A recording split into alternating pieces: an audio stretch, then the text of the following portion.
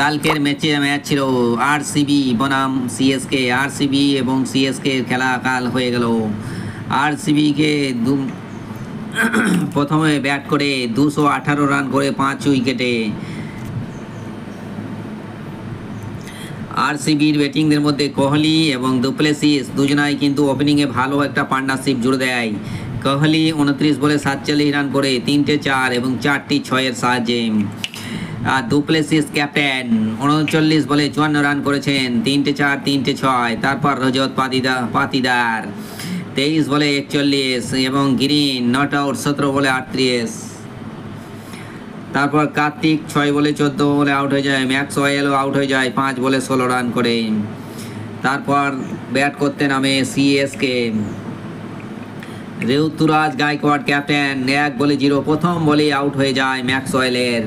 তারপর রবীন্দ্র একটা বিরাট চেষ্টা চালিয়েছিলেন, 37 বলে 61 রান করেছেন, 5টা 4 3টে 6। ড্রেল ম্যাচে আজকে ভালো একদম ক্রিজে টিকতেই পারেন নাই, 6 বলে 4 রান করে পেভিলিয়নে ফিরে যান। অজিঙ্ক্য রাহানে একটু ট্রাই করেছিলেন, 22 বলে 33 রান।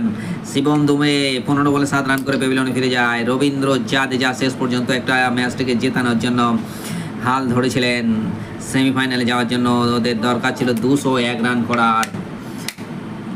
সেই 201 রান করতে পারলে সেমিফাইনালে চলে যেত, কিন্তু তারা চেন্নাই সুপার কিংস 191 আটকিয়ে যায়। মিচেল স্যান্টনার 4 বলে 3 করে আউট হয়ে যায়। MS ধোনি 13 বলে 25 রান।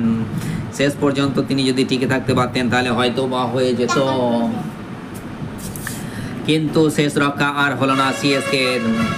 আরসিবি কিন্তু বিরাট একটা চান্স পেয়ে গেল। এবছর কাপ পাওয়ার চান্স কিন্তু আরসিবিরই থাকছে। দুর্দান্ত কামব্যাক হয়ে গেল আরসিবির।